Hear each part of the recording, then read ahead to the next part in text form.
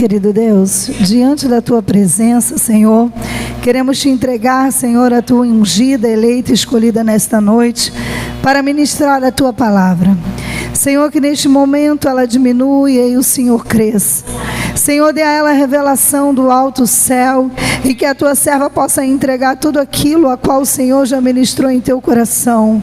Pai querido, nós como igreja abençoamos a Tua filha e neste momento também, Senhor, nós declaramos, Senhor, que tudo aquilo, Senhor, todo ladrão da palavra vai bater em retirada, no nome de Jesus, que esta semente, meu Senhor, vai ser lançada em terra fértil, Senhor, que possamos não só ser ouvinte, mas possamos ser praticantes da Tua palavra.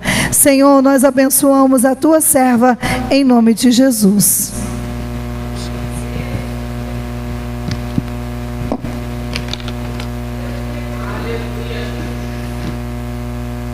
Eu cumprimento a igreja que a paz do Senhor Jesus, amém? Amém. Eu sou grata a Deus por ter conseguido chegar aqui nesta noite. Quero agradecer também o convite da irmã Josenilda, agradecer o pastor dessa casa que me confiou a sua tribuna. Tem bastante rostinho aqui conhecido. Tá aqui o Gustavo, me viu pequena.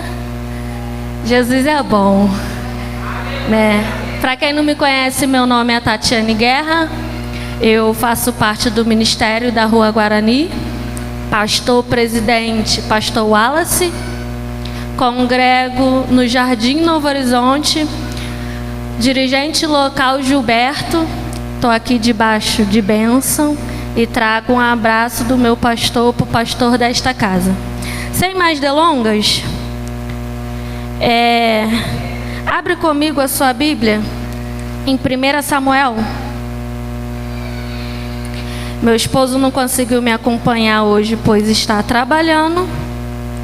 E semana que vem é ele que prega aqui.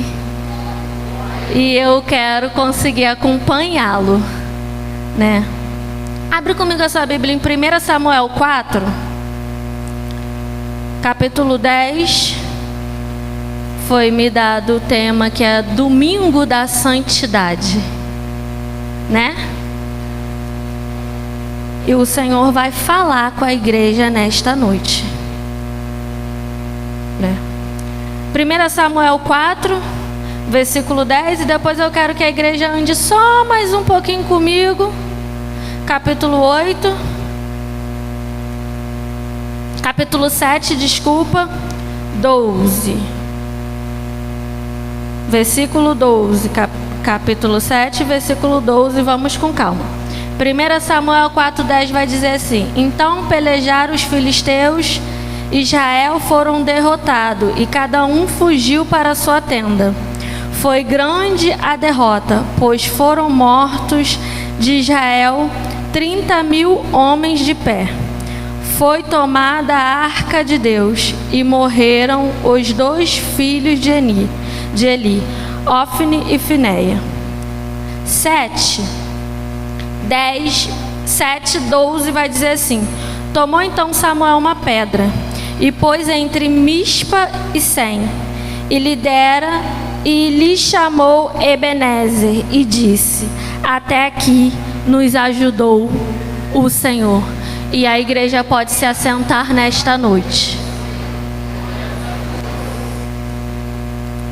Foi me dado o tema de Domingo da Santidade, e eu vou precisar que a igreja volte um pouquinho comigo lá atrás, para que nós possamos construir o que Deus quer falar aqui nesta noite. Eu acredito que o texto é bastante conhecido. Agora, lá no começo de 1 Samuel, o texto vai dizer que Ana é estéril. Agora, Ana se derrama aos pés do Senhor.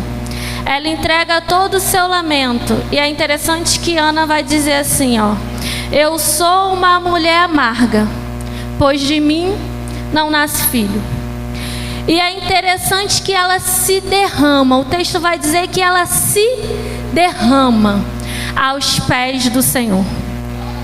E o que me chama a atenção aqui é que Ana já inicia a sua oração já dizendo quem ela é e o estado que ela se encontra.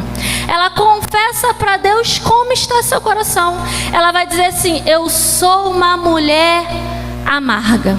Porque é necessário, para que Deus venha fazer algo em nossa vida, para que Deus venha trabalhar em nossa vida, é necessário que mostramos para eles a nossa falha. É necessário que nos derramando e antes de pedir, confessamos perante Ele: olha, Senhor, eu estou amarga. Ela confessa, irmã, agora aos pés do Senhor. E o texto vai dizer que Deus ouve o lamento de Ana. Deus abençoa Ana com Samuel, e Ana promete que entregaria Samuel ao Senhor. Ana entrega Samuel ao templo. Samuel nasce. Ana entrega Samuel ao templo. Entrega nas mãos de Eli. Eli era juiz naquele tempo em Israel. O texto vai dizer que Samuel crescia em graça e em conhecimento. Só que ali o texto vai dizer que Eli julgava Israel naquele tempo. E naquele tempo os filhos de Eli, Ofni e Fineia, eles corrompiam dentro do templo.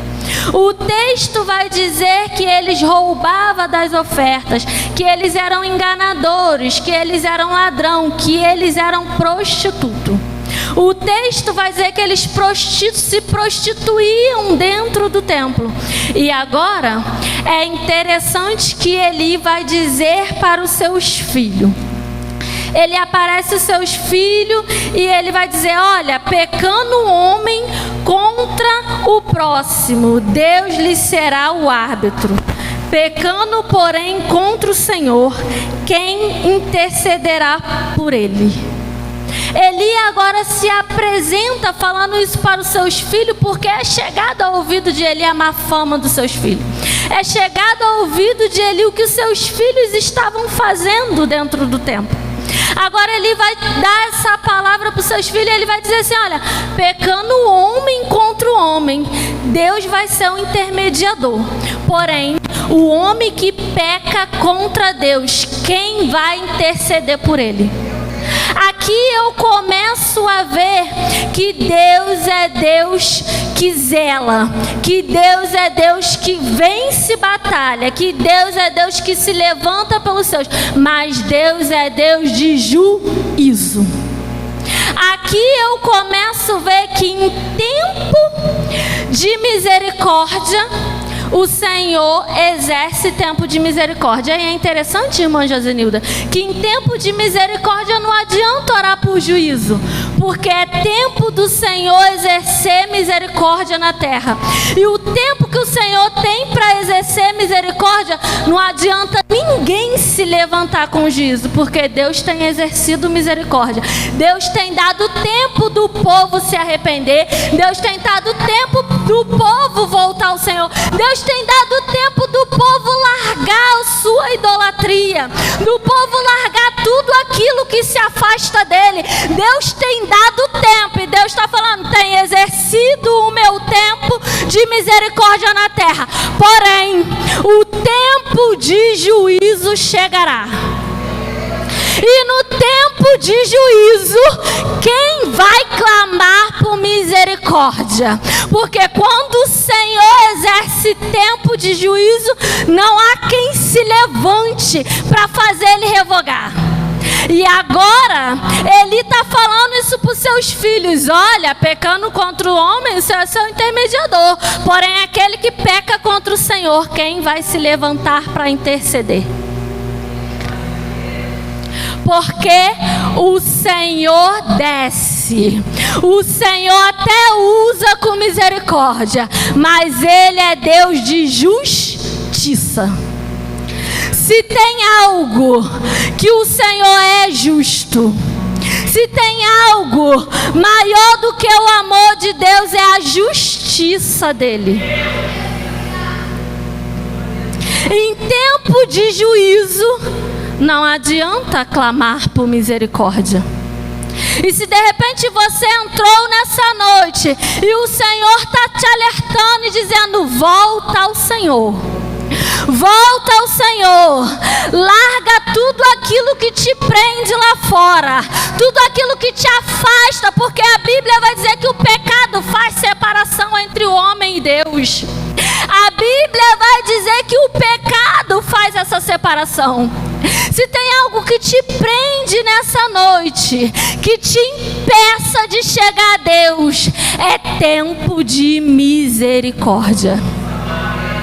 Se é algo que você não consegue largar nessa noite, e o texto vai dizer que ele vê e ele sabe, porém agora Deus vai aparecer a Eli e vai falar assim: Eli, descerei eu com juízo, e a sua descendência não chegará a ficar velho, porque tem honrado mais os seus filhos do que a mim.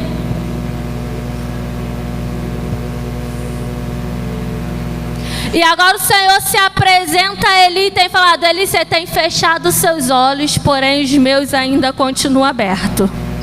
Eli, você tem fingido que não está vendo, porém ninguém escapa dos meus olhos, que é como chama de fogo. E de repente você vai olhar e vai dizer assim: Tati, mas o que eu faço o meu pastor sabe. Tati, mas o que eu faço todo mundo sabe. Ah não, mas lá na minha igreja pode, porque hoje, pastor, é assim. A gente vai falar algo, ele fala assim: mas é só lá na tua igreja que não pode. Só que pecado ainda é pecado. Pecado ainda é pecado. O teu pastor pode fingir que não está vendo. A tua liderança pode até estar ciente, não está fazendo nada, porém o Senhor tem visto. E o Senhor me trouxe aqui nesta noite para dizer: é tempo de misericórdia.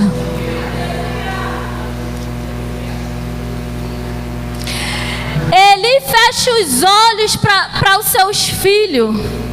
E o Senhor agora fala: Eli, vou exercer o juízo sobre a sua descendência. E a sua descendência não ficará velho. Morrerão os seus filhos no mesmo dia.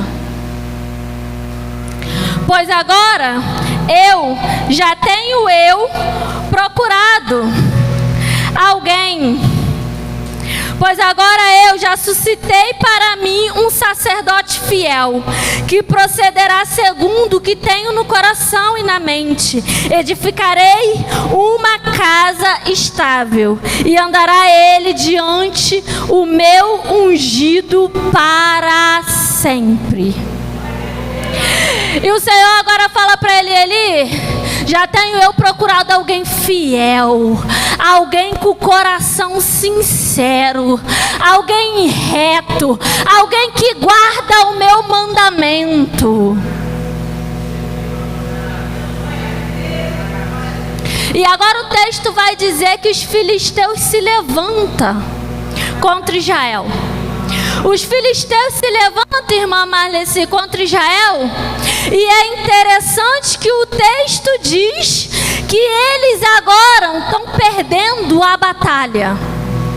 Porque o povo de Israel agora começaram a transgredir juntamente com o tempo. Eles começaram a ver que Ofni e Finéia estava corrompido, e eles começaram a transgredir. Eles começaram a ver o erro dos outros e começaram a falar: não preciso ser tão reto assim. Vê se não parece familiar. Olha, eles lá que tinham que fazer não estão fazendo, por que eu vou ter que fazer? Eles lá que tinham que ser santo, por que eu vou ter que ser? Se eles podem, eu também posso. Agora o texto vai dizer que Israel transgride, e Filisteus se levanta contra Israel. E quando o filisteu se levanta contra Israel, Israel começa a perder a batalha. Os anciãos falam: traz a arca do Senhor. Traz a arca do Senhor para o nosso meio. E é interessante que quando a arca chega, o texto fala que o povo de Israel vibra, porque eles acreditam piamente interessante que a arca vai trazer vitória. O texto fala que eles vibram tanto que os filisteus se amedrontam. Eles falam assim: por que eles estão vibrando? E alguém fala assim: olha, agora é chegado o Deus que venceu os egípcios. Não tem aquele Deus que derrotou os egípcios? É chegado no meio deles. Se eles venceram os egípcios, que chance nós temos? Porque é interessante, irmã Maleci, que em determinado momento a tua fama chega primeiro que você. Quem você é vai chegar primeiro que você. Agora eu quero fazer uma pergunta: o que estão falando de você por aí? Como tem sido a sua fama por aí? Porque o texto vai dizer que os filisteus se amedrontam. Ele fala: olha, o Deus que venceu os egípcios chegou. Só que eles acreditam que a arca do Senhor vai trazer vitória.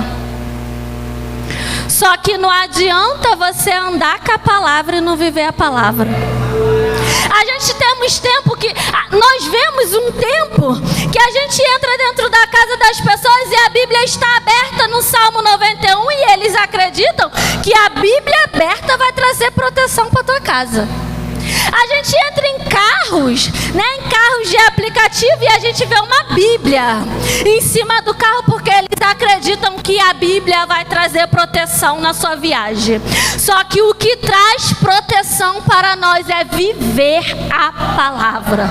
Não adianta andar com a palavra e não viver a palavra, porque maior do que carregar ela é viver ela. Agora os filisteus, eles trazem a presença do Senhor para dentro da guerra, mas eles não carregam a presença dentro deles. Estão cheios de pecado, estão todos sujos, estão cheios de adorações, amuleto de outros deuses nas mãos, e acreditando que porque a arca chegou vão ganhar a batalha. Só que não adianta a arca chegar se dentro de você está vazio.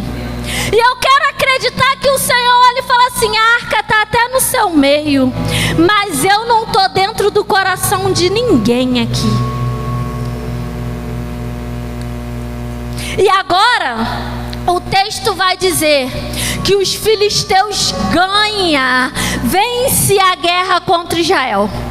Levam a arca. Agora eles ficam desesperados. Eles voltam e dão notícia para ele, Ofni e Finéia perderam a arca e foram mortos, porque tempo de juízo. E agora o Senhor desce com juízo em Israel. O Senhor desce e fala: acabou o tempo de misericórdia, agora eu vou imputar justiça. Em tempo de justiça tem choro, tem lamentação. O texto vai dizer que ele escuta o clamor de Israel. Israel chora, grita, e ele fala assim: o meu povo está gritando, o meu povo está chorando, há lamento em Israel. E o homem chega com a notícia: ó, Eli, perdemos a guerra, perdemos a arca, e Ofni e Finéia está morto. Porque não sou eu não, irmãos. A Bíblia vai dizer que o pecado traz morte. Ah, irmã Tati, quando a Bíblia diz isso, a Bíblia está falando de morte espiritual. E tem uma morte pior que essa? Porque parece, pastor, que quando a gente fala de morte espiritual não causa mais temor no povo, não.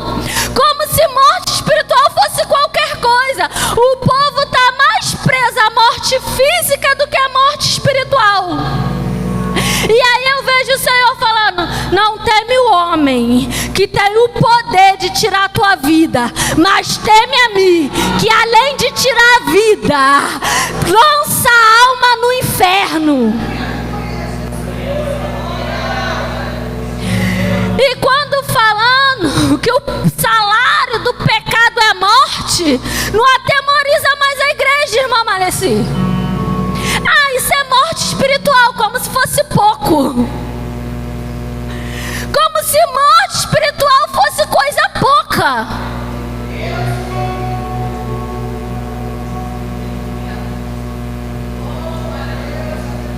Agora Ofni e Finéias morre. A arca é levada. Eli, quando sabe da notícia, ele cai para trás e morre. Quebra o pescoço. A mulher de seus filhos, quando sabe da notícia, ela dá a luz e morre. Aí ela vai falar assim: a glória do Senhor foi levada de Israel. Quando a morte espiritual foi embora, a glória, Marleci. Foi embora. Acabou, pastor. E o texto vai dizer que agora a arca é levada. Os filisteus agora salteiam, porque agora eles ganharam do Deus que venceu os egípcios. Eles levam a arca, eles colocam a arca do Senhor no mesmo templo de Dagon. Só que a arca do Senhor ainda é santa. A arca do Senhor ainda carrega a presença. O texto vai dizer que quando eles voltam no outro dia, Dagon cai. Sabe por quê, irmã Marleci? Dagon tem que cair. Porque o Senhor não precisa que ninguém defenda a tua honra. O Senhor não precisa que ninguém defenda a tua santidade. Ele se defende por Ele mesmo.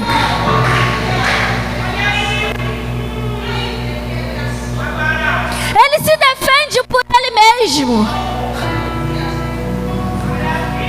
Dagon tem que cair. O texto vai dizer que eles reconstroem. E quando eles voltam, Dagon está caído. Porque perante a presença, Dagon tem que cair. Só quem carrega a presença aqui nesta noite entende que o adversário tem que cair.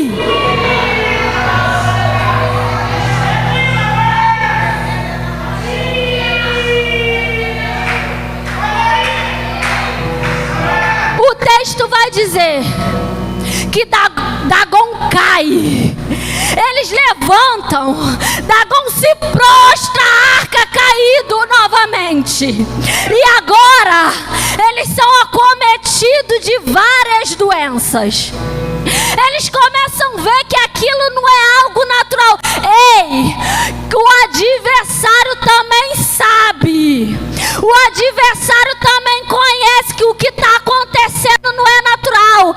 Eles falam: eu acho que é aquele Deus. Eu acho que é aquele Deus. Vamos fazer algo. Vamos devolver essa arca. Mas não vamos devolver de qualquer maneira, não. Vamos devolver e render glória ao Deus de Israel. Vamos agora construir imagens de ouro e enviar como presente a Israel, como honra ao Deus de Israel.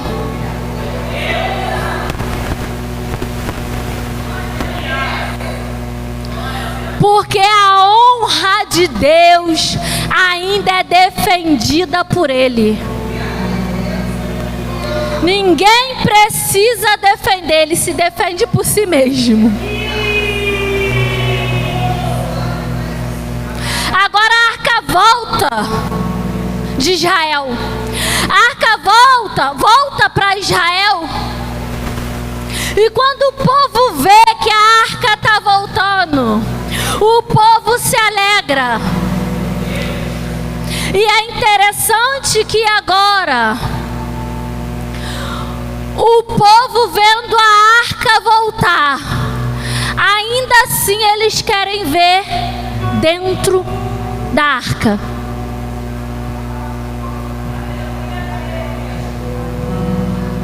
Eles veem a arca voltar, e o povo que já está morto espiritualmente não escuta não, pastor. Morto escuta. Morto escuta, igreja. O povo vê a arca voltar e vai olhar para dentro da arca. Eles sabem que não deveria olhar. Eles sabem que eles vão desobedecer. Mas morto faz o que quer, porque morto não escuta, morto não vê. É por isso que às vezes a gente vai conversar com quem está morto e a gente fala, eu falo e não adianta. Parece que está entrando no ouvido e saindo no outro. Mas até o morto tem que ouvir quando o Senhor fala. O morto pode não ouvir a minha voz, porque quem sou eu? Mas a voz do Senhor. O morto tem que ressuscitar. Agora vem o enterro. A viúva de Naim traz o seu filho. O Senhor vê agora aquela mulher trazendo o seu único filho, Marleci. O Senhor, quando olha para aquela mulher, Ele bate toda a tua ficha. Ele olha para ela e fala assim: não chores, porque só quem tem autoridade de fazer alguma coisa por você pode falar, não chores. Eu tenho dificuldade quando eu chego em algum velório, porque me faltam palavras. Mas o Deus que pode ressuscitar, Ele encontra ela e fala assim, ó, não chores. De repente você entrou nessa noite e você fala assim, o meu marido tem 10 anos desviado, o meu filho só Jesus. E eu falo, ainda bem que só Jesus, porque Ele faz o morto ouvir. E quando aquela viúva veio, o Senhor vai ao encontro dela, toca naquele esquife e diz, assim te digo, menino, levanta. Porque quando o Senhor fala, o morto tem que ouvir.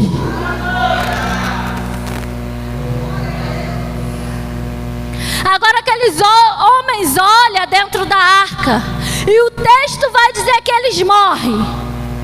O texto vai dizer que o povo vê que aqueles homens morrem e eles se entristecem com o estado e a decadência que anda Israel. Agora Samuel levanta. Samuel levanta e eu falei aqui da guerra perdida. Por causa do pecado humano. Por causa que Israel deixou os mandamentos do Senhor.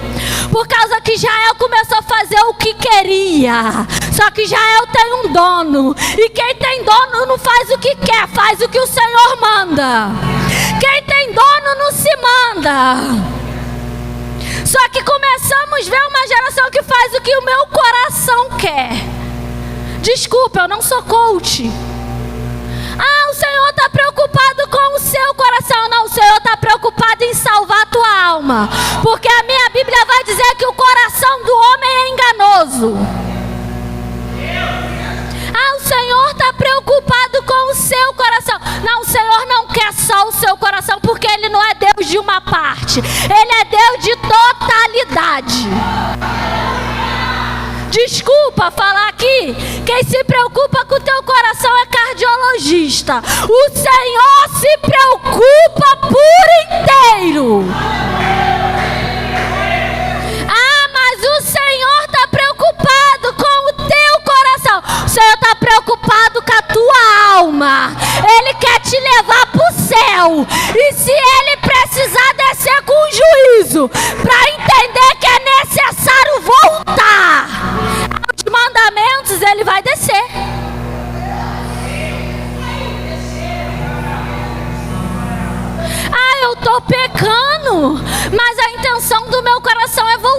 dia. Não, eu estou até aqui fora perdido, mas Deus conhece o quanto eu sou temente a Ele. Sai para evangelizar para você ver quantas pessoas lá fora desviadas, com essa frase na boca: Deus conhece o meu coração.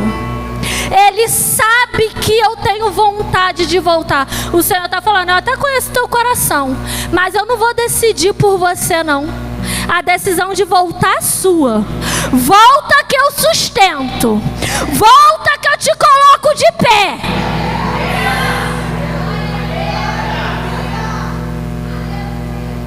Agora o Senhor levanta Samuel. E Samuel é aquele que Israel estava esperando há muito tempo.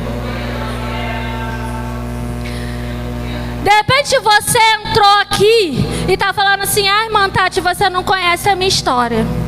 Irmã Tati, eu venho de uma família destruída. Lá em casa ninguém deu certo. Lá em casa é todo mundo falido. Ninguém conhece Jesus e eu já tentei 3 vezes. Só que eu não consigo permanecer. De repente você está entrando aqui falando assim: ah, irmã Tati, é difícil.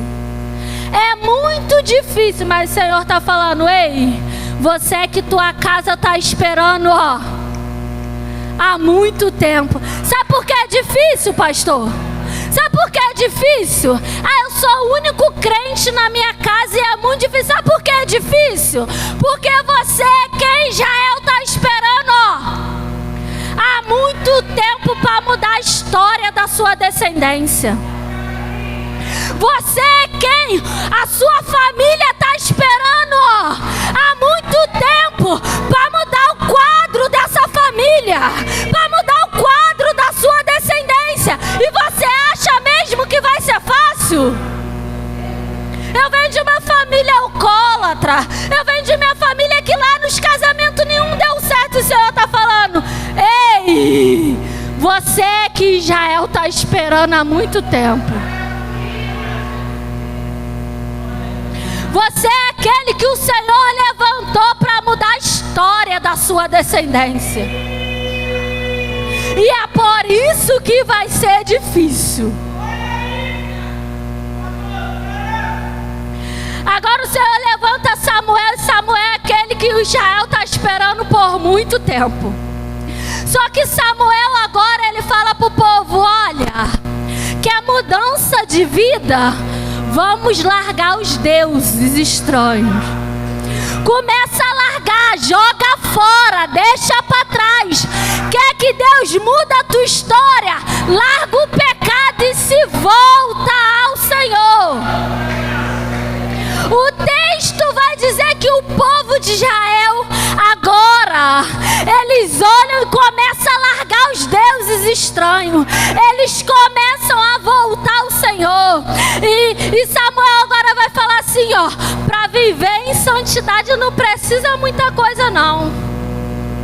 É largar o pecado, ter uma vida de oração e de jejum. Samuel vai falar assim, ó: larga tudo, vamos orar e jejuar. Se lá atrás nós perdemos para os filisteus porque não tinha santidade, vamos voltar à santidade. Vamos chamar a atenção do Senhor. O texto vai dizer que Israel volta ao Senhor, larga os deuses, a adoração, aqueles amoletozinho de estimação que eles tinham. É o texto que fala. O Senhor está falando nessa noite: ei, larga. Ah, Tati, mas é muito pequenininho. O Senhor está falando: larga. Ah, Tati, será que isso interfere? O Senhor está falando: larga.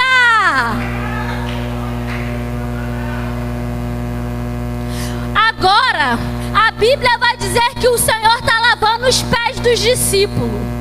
Pedro, quando o Senhor chega para lavar o pé de Pedro, pastor, Pedro fala assim: Senhor, eu não sou digno que lave os meus pés. O Senhor vai olhar para ele e vai falar assim: Pedro, se não me deixar lavar os seus pés, tu não tem parte comigo. Sabe o que o Senhor está fazendo naquele momento ali? Eu quero conjecturar com a igreja. O Senhor está falando. Aí Pedro vai dizer assim: então, Senhor, lave o meu corpo inteiro. E o Senhor está falando: não é necessário senão os pés. Sabe o que o Senhor está falando com isso? Eu quero conjecturar nessa noite. O Senhor está falando assim: eu quero lavar o pé aqui nessa noite. Sabe por quê, Pedro? O corpo você já lavou, mas sabe aquele negocinho que está faltando? Sabe aquilo que você fala: eu sou até crente, só não mexe aqui. Não, eu sou crente, mas eu não sou boba. Eu sou até crente, mas não mexe nos meus.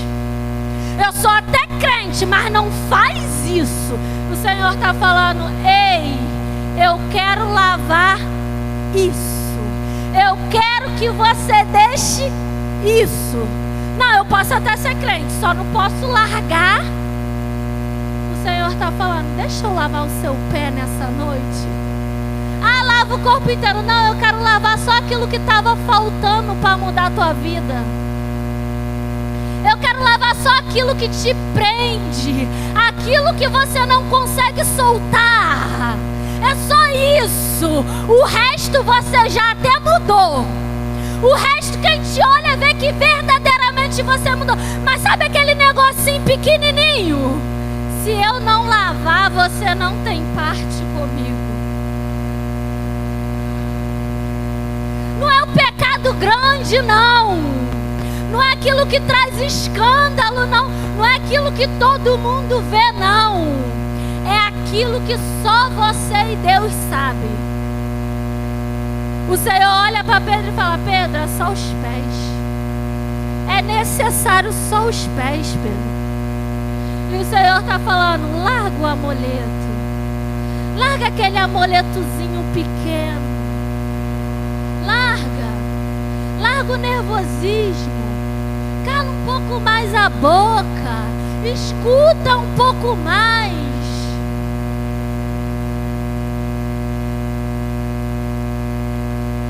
Agora o povo volta ao Senhor. O povo volta ao Senhor. Samuel traz o povo de volta. O povo se arrepende. O povo volta à santidade. E quando o povo volta à santidade, os filisteus se levantam novamente contra o povo de Israel. Só que agora o cenário é diferente. Lá atrás os filisteus prevaleceu porque tinha pecado em Israel. Só que agora Israel está santificado. Quer vitória? Santifique-se. Quer vitória contra essa guerra que você fala assim: eu estou cansada de perder? Larga os amuletos.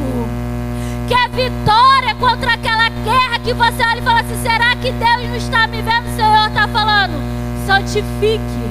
Volta a vida de oração. Volta a vida de jejum. Porque eu vou à tua frente. Agora o povo, os filisteus se levantam novamente contra Israel. Só que quando os filisteus se levantam, eles se levantam num cenário diferente. Tem santidade dentro de Israel. E quando eles se levantam, Samuel olha e fala assim: ó, o povo de Israel se atemoriza. Agora o povo de Israel está em desvantagem. Se antes, com mais de 30 mil homens foi morto, eles pereceram, imagine agora. Israel se atemoriza. Só que Samuel agora se levanta e fala: pode ir à guerra, que eu vou santificar a casa. Pode ir à guerra, que eu vou estar no monte sacrificando e chamando a atenção do Senhor. O Senhor está falando: se tu estiver no lugar certo, em santidade, pode ir. Se você estiver no lugar certo, com a vida reta, pode ir, porque o inimigo não prevalecerá.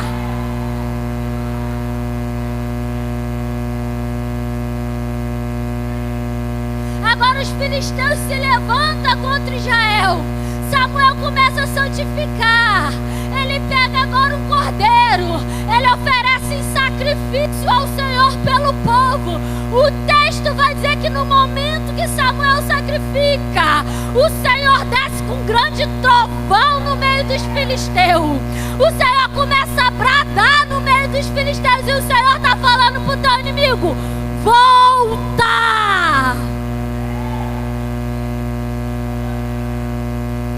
Aqui tem santidade. Aqui tem quem vive a minha palavra. Aqui tem quem preze e honra o meu nome. O texto vai dizer que o Senhor envia trovão no meio dos filisteus. Os filisteus começam a recuar. Os filisteus, porque o inimigo tem que recuar quando tem santidade. O inimigo tem que recuar quando nós se levantamos e nos colocamos em posição. Nós temos um Deus que honra e zela por nós. Até agora ele pode estar prevalecendo, mas nessa noite você vai se levantar. Ele prevaleceu até hoje. Até hoje ele prevaleceu, mas o Senhor está falando: vem, volta para mim. Ei, lembra quando eu venci aquela batalha dos egípcios? Você lembra? E mesmo assim você deixou os meus mandamentos? Ei, volta que eu venço a guerra. O Senhor está falando: ah, Tati, eu não consigo largar o meu pecado. Ah, Tati, eu não consigo, eu já tentei um monte de vezes. Eu vou aí na frente, eu me arrependo, eu entrego minha vida ao Senhor, mas eu não consigo. O Senhor está falando: ei, vem, larga tudo e vem. Abre mão desse pecado. Abre mão disso que te aprisiona. Abre mão disso que tem feito tu perder todos esses anos, porque eu não estou aí na tua vida. Abre mão. O texto vai dizer que os filisteus agora recuam. E quando os filisteus recuam, o povo de Israel avança. Quando o filisteu recua, o povo de Israel avança. Enquanto os filisteus recuam, o povo de Israel avança.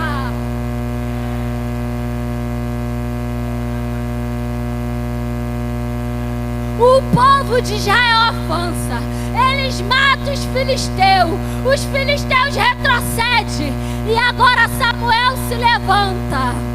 Ele levanta uma pedra e ele vai dizer assim: Ebenezer, até aqui nos ajudou o Senhor. Ebenezer quer dizer pedra de ajuda. E de repente você entrou nessa noite, eu caminho para encerrar. De repente você entrou aqui nesta noite: Tati, eu não consigo largar. Esse vício é mais forte que eu. Tati, eu já tentei. Eu já fui aí na frente. Eu já me arrependi. Mas eu volto. O Senhor está falando hoje, nessa noite: eu sou a sua pedra de ajuda. Larga e volta a mim, porque eu serei a sua pedra de ajuda. De repente você fala: Tati, mas você não sabe o que eu fiz. Você não me conhece. Você não sabe quantas vezes eu tentei. O Senhor está disposto a te resgatar nessa noite. Toda vez que o povo de Israel pecava, deixava os mandamentos do Senhor, o Senhor até imputava juízo. Mas o Senhor estava disposto a resgatar Israel para a nova aliança. Toda vez que o povo de Israel largava o seu mandamento, o Senhor estava disposto a renovar a aliança. O Senhor está mandando te dizer nessa noite: eu estou disposto a renovar minha aliança contigo. Vem nessa noite. Eu estou disposto a renovar a minha aliança contigo, não importa o que você fez. Não importa o teu pecado, não importa o que você transgrediu, eu te chamo nesta noite. Eu serei a sua pedra de ajuda. Vem nessa noite. O Senhor te convida. Tati, mas é difícil. Ele está falando: ei, confia em mim. Eu serei a sua pedra de ajuda. Volta a mim, volta. Ei, abre mão. Dá o passo que eu dou o chão. Abre mão. Abre mão do pecado, daquilo que te aprisiona lá no mundo. Ah, mas como que eu vou falar para as pessoas que eu voltei de novo? Ei, não se importa com isso não. Quem vai falar por você sou eu. Quando a minha glória se manifestar na tua vida, quando eu entrar e fazer você vencer essa batalha, a minha fama chegará primeiro. O Senhor te chama nessa noite. Vem, volta o Senhor. Larga aquilo que te aprisiona. Até hoje você tem perdido a batalha porque você não quer abrir mão. Até hoje você tem perdido, mas eu te chamo. Volta à santidade. Vem, vem. Volta agora nessa noite. Larga aquilo que o mundo te oferece. Foi cantado aqui que o mundo oferece com o tempo perece, mas a presença do Senhor, do Senhor, ela permanece. Ela não te deixa, ela não te larga. Eu vou contar algo muito rápido aqui. Final de janeiro, no dia 25 de dezembro, irmã Marlece, eu comecei a passar mal com muita dor na minha barriga. E eu acreditei que foi algo que eu comi do Natal e minha barriga estava inchando. Só que no dia 26 eu não estava conseguindo levantar da cama. Foi preciso me tirarem no colo e me levar para o hospital. Eu acreditei que eu chegava lá e iam me dar um remédio para dor, ia me passar um Lufital e eu ia voltar para casa. Só que eu cheguei no primeiro hospital, eles falaram: vou precisar te transferir para outro hospital. Eu fui transferida para outro hospital. Chegando nesse hospital, eles falaram assim: vou precisar te transferir para outro hospital. E ali eu comecei a ver que o negócio estava ficando sério. E quando eu cheguei nesse hospital, eu já cheguei muito tarde, eu tinha saído de casa às 7 horas da manhã, eu cheguei no último hospital, no terceiro hospital, 6 da tarde. E eu lembro que eu senti que eu ia embora naquele momento. Quando eu saí do segundo hospital, na ambulância, caminho para o terceiro hospital, eu senti que eu não voltava. Eu pensei em mandar uma mensagem para o meu esposo, só que ele estava trabalhando e ia ficar muito preocupado. Só que o Espírito Santo me lembrou que tem uma igreja santa que ora. E eu liguei para o meu esposo e falei assim: eu estou indo para o terceiro hospital. Avisa o pastor e pede à igreja que ore pela minha vida. E eu tenho certeza que naquele momento que a igreja começou a orar pela minha vida, as mãos do Senhor começaram a se movimentar lá naquele hospital. Eu dei entrada no hospital, eu olhei minha mãe fazendo a ficha. Meus olhos encheram de lágrimas porque eu achei que aquela seria a última vez que eu veria minha mãe, porque eu verdadeiramente acreditei que eu ia embora. E a médica cirurgiã, ela me examinou. Ela falou: parece que é sério, fica sem comer nada que a gente leva para cirurgia ainda hoje. Passado um tempo, a outra médica olha e falou: parece não ser tão sério, você vai ficar aí por um tempo e a gente vai te observar e amanhã a gente te libera. E eu estava ali. Só que todo momento que eu estava dentro daquele hospital, eu abri o WhatsApp e eu vi a igreja em oração. As irmãs colocando, orando pela Tati, como tá a Tati. O jovem com quem eu tenho muito afinco lá na igreja se reuniram na casa de um jovem para orar por mim, mandaram o vídeo: irmã Tati, nós estamos orando por você. E naquele momento que a igreja começou a orar, as mãos do Senhor se movimentou lá. Era 7 da noite quando aquela médica me desce e fala assim: olha, nós não vamos te operar, parece que não é nada sério, você vai ficar aí até amanhã de manhã eu vou embora. E eu pensei: não vou coração: Senhor, como eles vão me mandar embora se eu não consigo andar? Só que naquele momento a igreja orava pela minha vida. E ela me internou, a minha mãe saiu e eu fiquei lá sozinha. A primeira médica me desce e fala assim: irmã Tatiane, eu não estou em paz. Tem um líquido dentro do teu abdômen e eu não estou em paz com esse líquido que está dentro do seu abdômen. Ela usou a palavra eu não estou em paz, porque o Senhor não deu paz para aquela mulher a partir do momento que a igreja começou a orar pela minha vida. A igreja começou a orar pela minha vida e era 7 horas da noite, a hora que eu fiz o exame. Deu meia-noite, ela me desce novamente, ela falou assim: eu vou chamar uma outra equipe de cirurgião para avaliar o seu exame, porque eu não estou em paz com esse líquido que está no teu abdômen.